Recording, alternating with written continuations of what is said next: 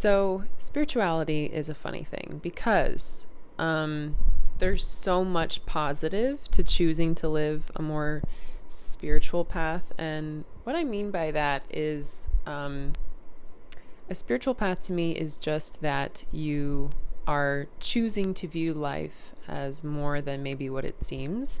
You're choosing to view it as lessons to be learned, and you're accepting those lessons and trying to like develop yourself and maybe evolve as a person. So that's what I mean by a spiritual path. I don't mean you have to be subscribed to any one belief over another, but just the general belief that you should improve yourself, right? You should gather your strengths and you should improve upon your weaknesses. You should try to be a better person. You should try to learn, try to grow, right? So it's basically just a growth mindset. So this is super positive to have. And a spiritual awakening can really change your life. And the way I view it is that everyone is having a spiritual experience, of course. So you are on a spiritual path. It's whether you acknowledge it or not. And I think that there's two types of people in regard to this. I think you have people that really meet it head on. They have a spiritual awakening. They kind of stop and think about their lives and ask those bigger questions themselves. Like they sit down and they ask the questions. Then I think there's another group of people that don't give themselves the time, whether consciously or unconsciously. I think most of it is just we're getting shuttled from one thing to the next since infancy, pretty much. So we don't get the time or the stillness to ask ourselves bigger questions.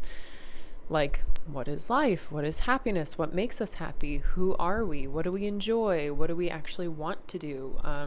What do we need, right? What does our soul need? So I think in that second group, you have people like that end up with something like the classic midlife crisis. You know, they haven't stopped their whole lives to ask themselves these questions. So then it's almost like life will ask you the questions. It's almost like life will push onto you if you do not drive the car yourself. It will start driving. So if you don't take the time to find your spirituality, to get in touch with who you are, your heart space, you know, your sense of divinity, I think that life orchestrates itself to push you to do that. So it's either like, you know, do you want to drive or do you want the universe to drive? Because sometimes it's a little more a feeling of out of control when we don't do it ourselves. And as people, I think we like to feel like we're in control. So that's kind of the benefit of living a spiritual life. But you didn't come here to learn the benefits of a spiritual life. You came to talk about the challenges or why it sucks, because sometimes it just sucks. Okay, so let's be real and let's get into it. So I made a little list of 7 ways the spiritual path sucks. Okay, so the first one is you will lose your identity multiple times. What I mean by this is when we're young, we identify. It's part of the ego, right? So we have our soul, which I believe is kind of heart-centered. It's where your divinity lies. And so your soul seeks unification. It sees that we're all one and it wants to just unify with everyone and treat everyone, you know, the same and just have that peace and love and equanimity there.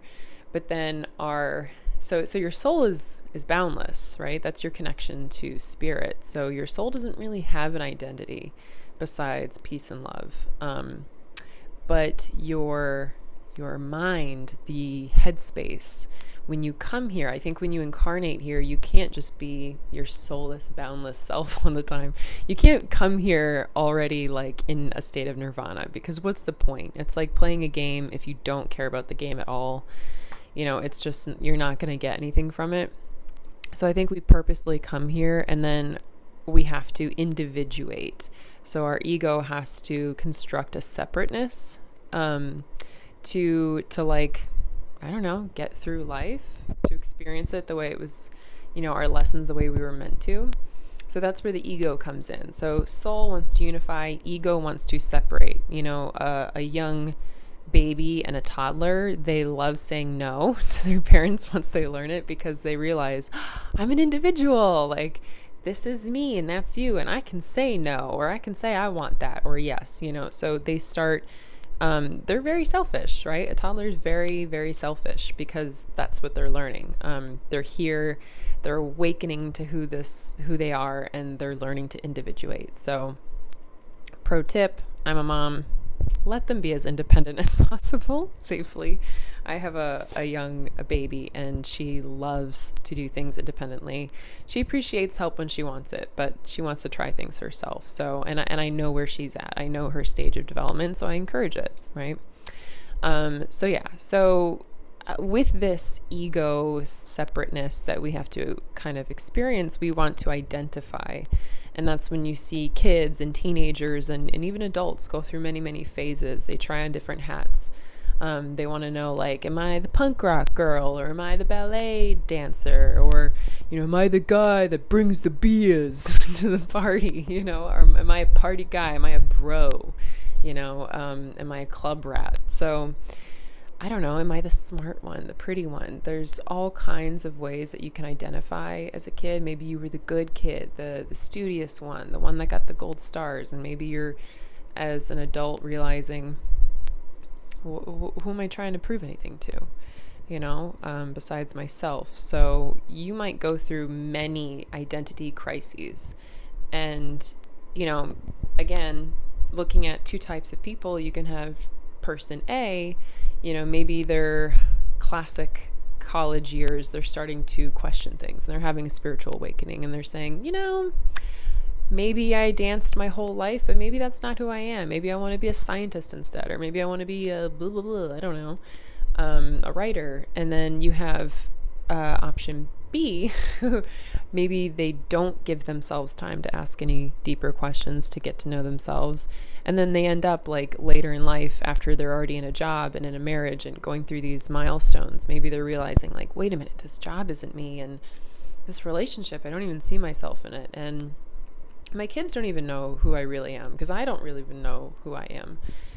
So I need a red Corvette and a divorce, stat. It's like, that can happen. So you might go through these identity crises, and that's okay. And it can happen multiple times. You could have a spiritual awakening and decide to immediately start practicing yoga, become a vegan, and get a nose ring, right? But then you might find 5 years later, like, oh, I was acting like a spiritual person. That maybe isn't what I enjoy most. Maybe I enjoy rock climbing more, or swimming, or I don't know. Like, you can kind of end up going through these in a cyclical nature, and you'll keep coming back to, wait, who am I again? And does this fit? And maybe in 10 years it doesn't. And I just want to give you permission. You have every right to shed the old self as many times as you need to.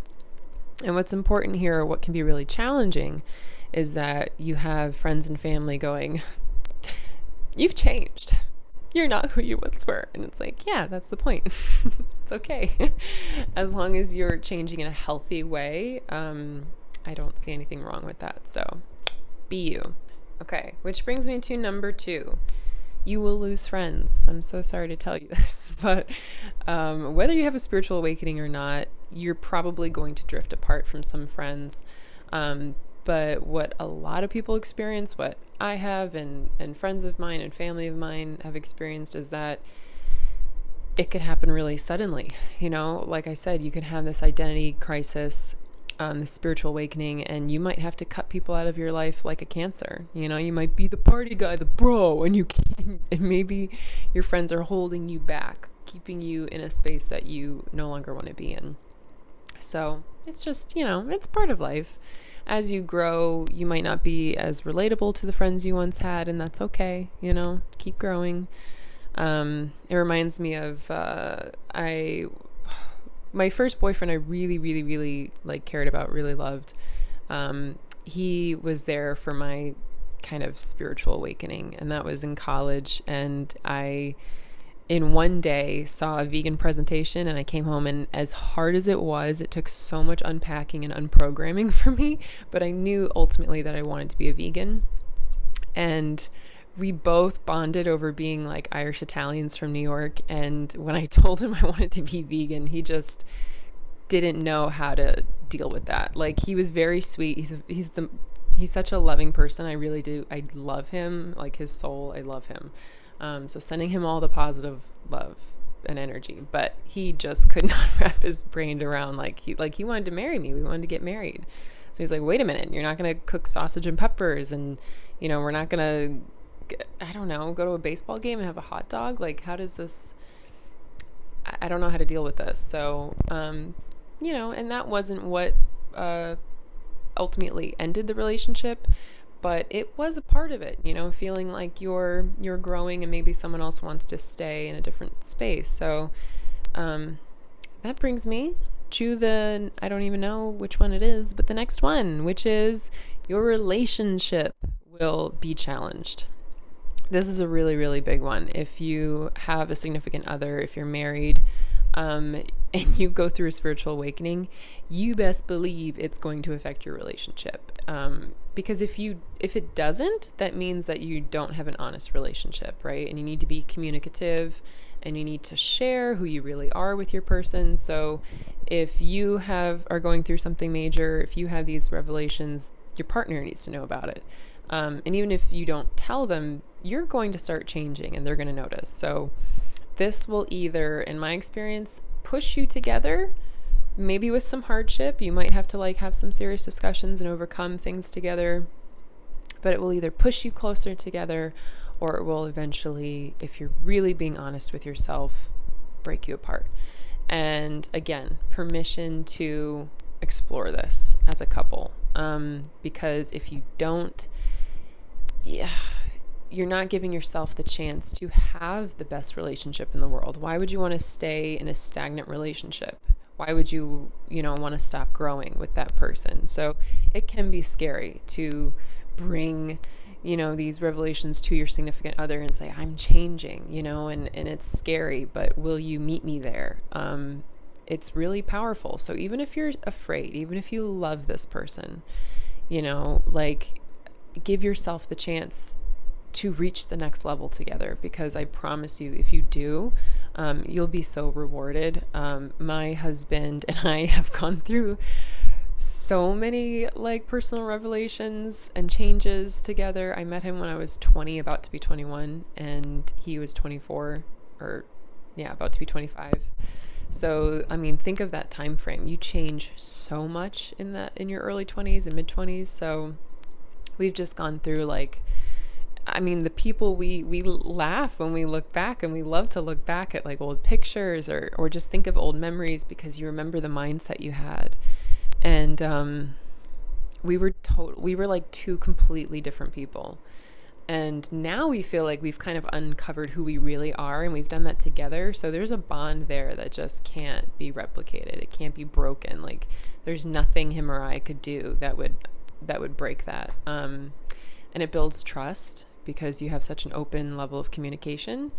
So so go for it. It can be scary. I also know people who have gone through personal changes, and then when they were finally honest about it, it broke them apart. But the universe rewards you when you are fearlessly yourself. So push forward.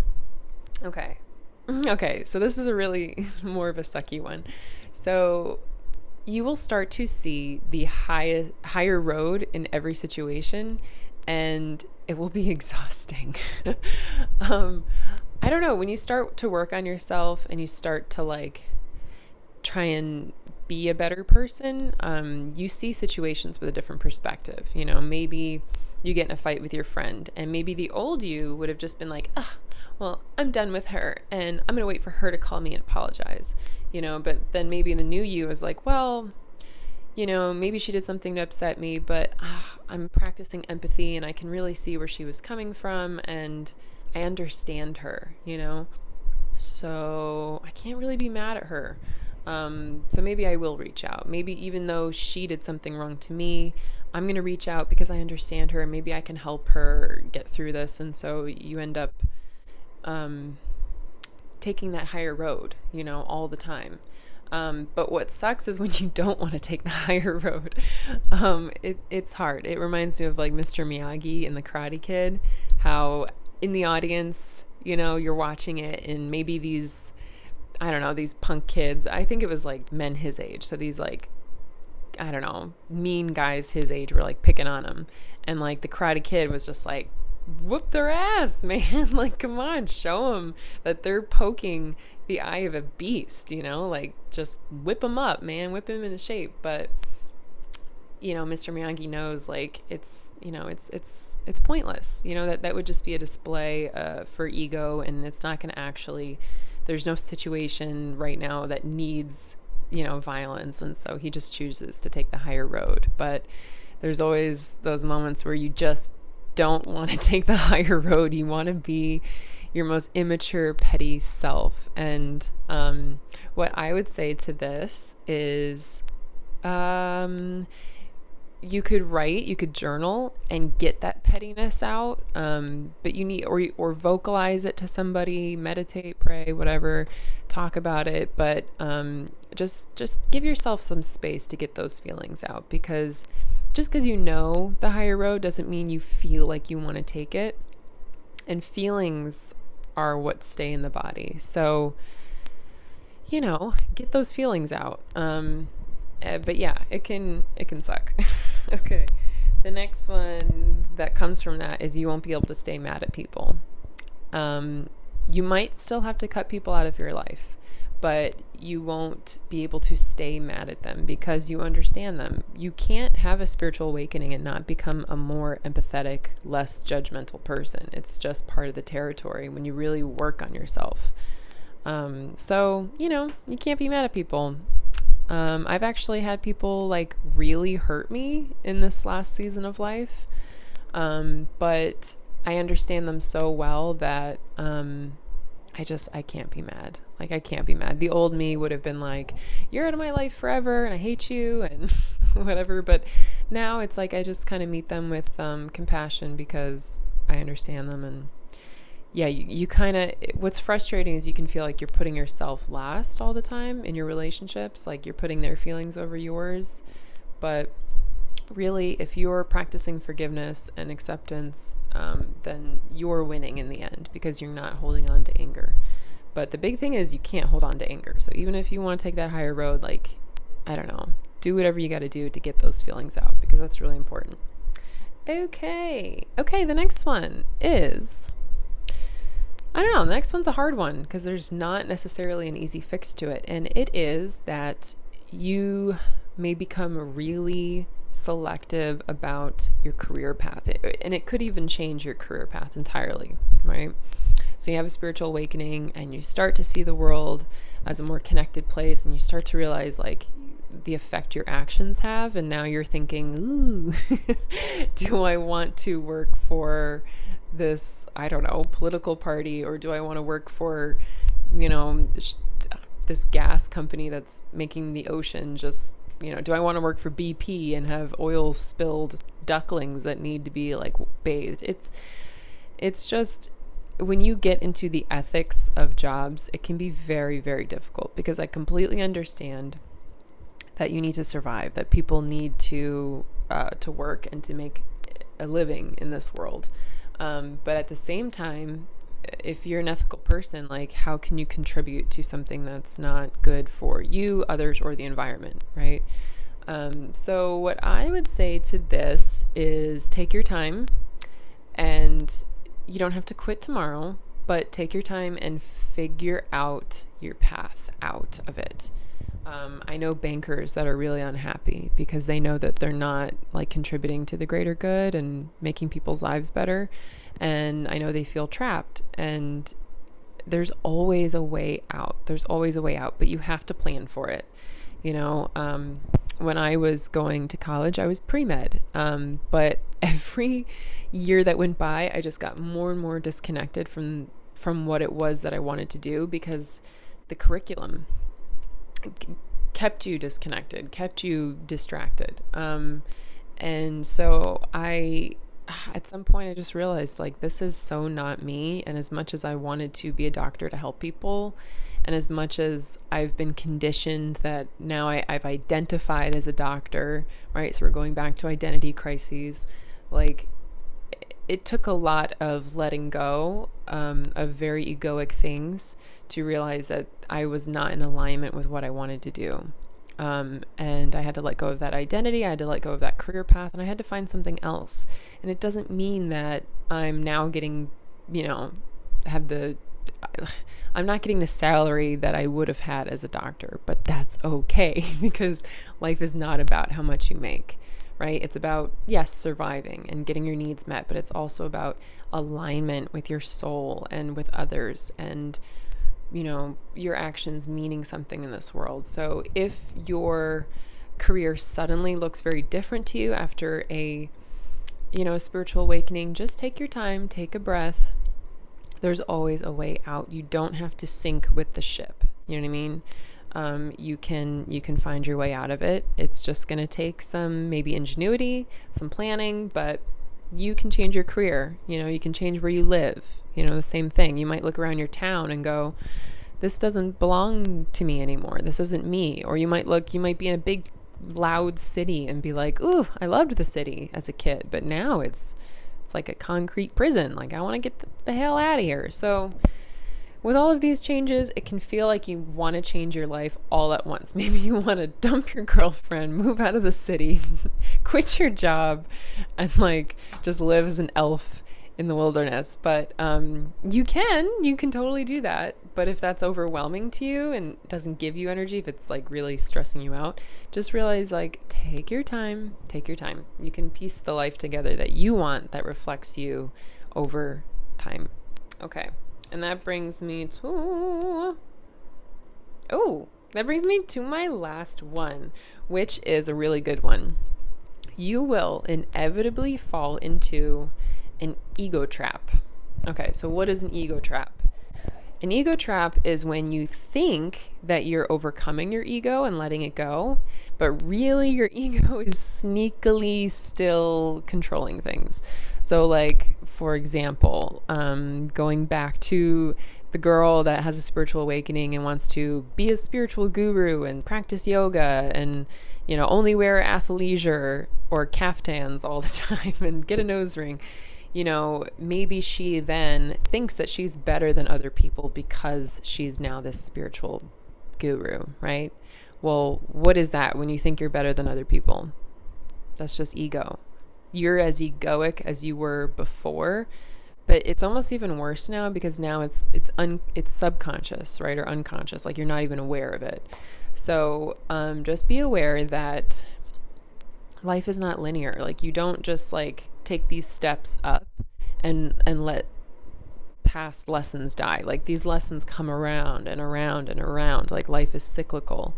So you might have to let go of an identity and let go of your ego one day, and then you're at this new space in your life, and then all of a sudden it comes around again, and you might have to let go of your ego. Like, it's a constant battle with the ego and it's not that we want to get rid of it. It's just that we want to have balance. It's totally healthy and natural to be to celebrate your ego, your separateness, your individuality, but you just don't want it to lead to contempt for others or competition or you know what I mean? Like, there's a healthy boundary of separateness and a healthy boundary of unification, and that's where we need to try and stay on. So an ego trap is when all of a sudden you do, because, and to give you some credit, if you're going through a spiritual awakening, it's hard work. You're unpacking, you're doing shadow work. You're looking at the parts of yourself that maybe were hard to look at, and you're looking towards the light and you're trying to emulate it. So it can be a lot of hard soul work to have a spiritual awakening. So yes, you have earned this pat on the back, but do not let yourself fall into now thinking that because you've done this hard work that you're now better than others. You were them, like as a vegan, it's very easy. And you do. Every new vegan, it happens. Like, you immediately turn around and you just want to start like pointing the gun at everyone else because you're like, oh my God, like I was so unaware, but I knew that I was unaware, and I purposely stayed ignorant, But then, like, once you bravely take that step and look at something and evaluate it, you immediately want to just like cast blame onto people that are still living in that way. But you just can't do it, right? Because you understand them, you were them. And so they need you to just be a positive example of change. They don't need you pointing fingers and feeling contempt for them, right? It's not going to lead to any change. So yeah, so don't fall into that ego trap, I've seen plenty of people do soul work and then become very egoic about it. And it's not a good look on anybody, I've actually, I don't want to like put anyone on blast, but like when I think of someone like Tony Robbins, I think of someone who's done a lot of good, but then there's some things I see and I'm like, oh my God, that's like, oh, like you're acting like such an egomaniac, such a narcissist right now. And it's just not cute. So yeah, if you're going to help someone or if you're going to make all these changes and be on a new spiritual path, don't walk around like you're now better than other people for it. Don't teach when you should be listening, right? All these kind of things. So yeah, these are the ways that the spiritual path can be challenging. You might lose your identity. You might lose friends. Hell, you might lose family because of that. You might have to change your career. You might have to change your partner. You might have to change your life.